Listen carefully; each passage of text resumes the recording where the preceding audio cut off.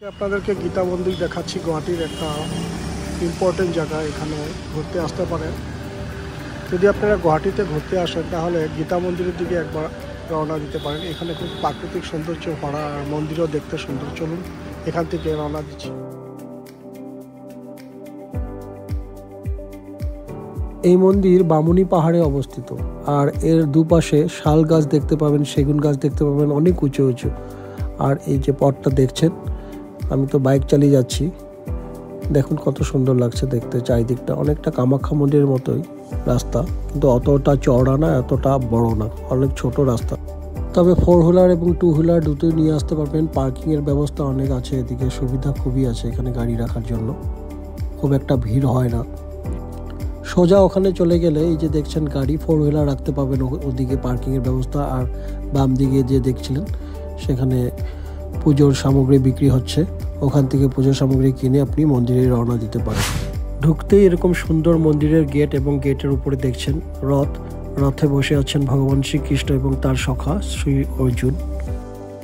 ইনি হচ্ছেন স্বর্গীয় প্রাক্তন মুখ্যমন্ত্রী, যার স্বপ্নে চিন্তাধারায় পরবর্তী সময়ে 25 বিঘা জমিতে এই মন্দির গড়ে ওঠে এরকম সুন্দর করে। এখানে ভগবান শ্রীকৃষ্ণের বিভিন্ন অনুষ্ঠানও হয়ে থাকে প্রতি বছর, বিভিন্ন ধরনের প্রোগ্রাম, যেরকম ধরেন জন্মাষ্টমী, দোল উৎসব, এরকম। মন্দিরের চারিদিকটা ঠিক এরকম, চারিদিকে জঙ্গলই জঙ্গল, গাছে গাছ। রাস্তা কিন্তু ভালো, বাইক নিয়ে আসা যায়। আকাশও ভালো, ওয়েদারও ঠিক আছে।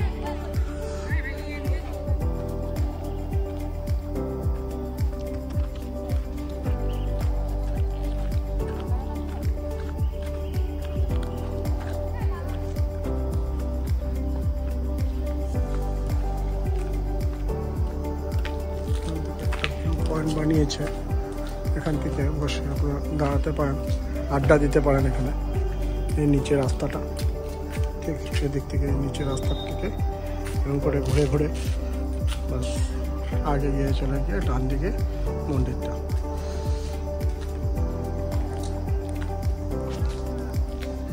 শান্ত কিন্তু প্লেসটা খুব।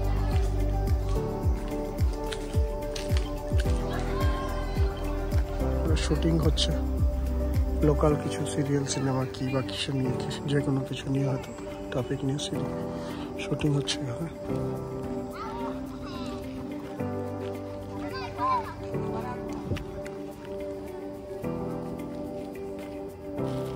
এখানে অনেক বানর আছে, তাই এদের থেকে সাবধানে আপনাদের যা কিছু জিনিস থাকবে সেগুলো সামনে রাখতে হবে। এখানে বিশ্বকর্মা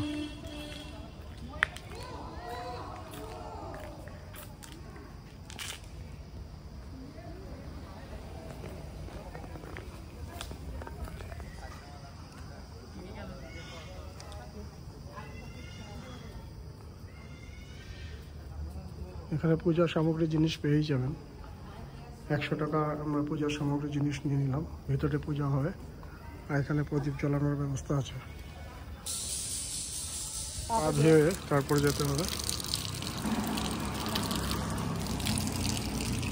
বলছে আগে প্রদীপ আর ধূপকাঠি জ্বালিয়ে তারপর ভিতর যেতে হবে, ব্রাহ্মণের কাছে মন্দিরের ভিতরে পূজা করিয়ে দিবে।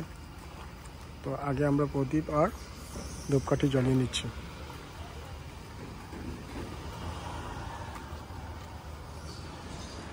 মন্দিরের ভিতরের জায়গাগুলো ঠিক এরকম দেখতে সুন্দর। আমরা আমাদের বাটা ফুলের প্রসাদের বাটাটা দিল, এটা পূজারি পূজা করিয়ে দিচ্ছে।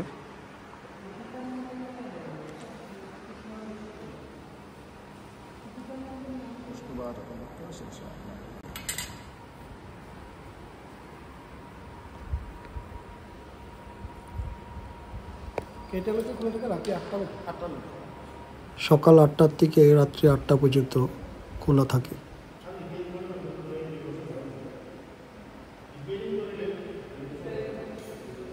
উপরে এই পদ্ম ফুলের ডিজাইনটা যে করেছে খুবই সুন্দর লাগে দেখতে।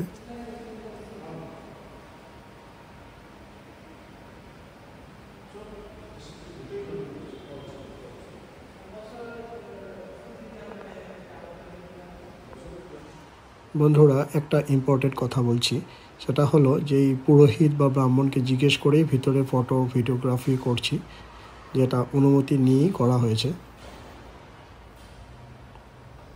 এখানে 2-3টা শুটিং হচ্ছে, তার ভিতরে একজনকে জিজ্ঞেস করলাম, বলছে নেপালি গানের সাথে নেপালি ডান্সের কিছু ছোটোখাটো শুটিং হচ্ছে, বাকি আরও 1-2 জায়গাতেও হচ্ছে, এগুলো জানি না, জিজ্ঞেস করিনি।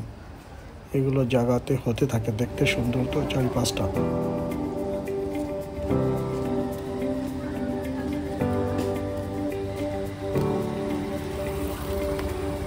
বন্ধুরা, আজকের মতো বিদায় নিচ্ছি। আবার দেখা হবে নতুন একটা ব্লগে, নতুন বিষয় নিয়ে, নতুন ভিডিওতে। ভালো থাকবেন, সুস্থ থাকবেন, দেখা হবে, টাটা।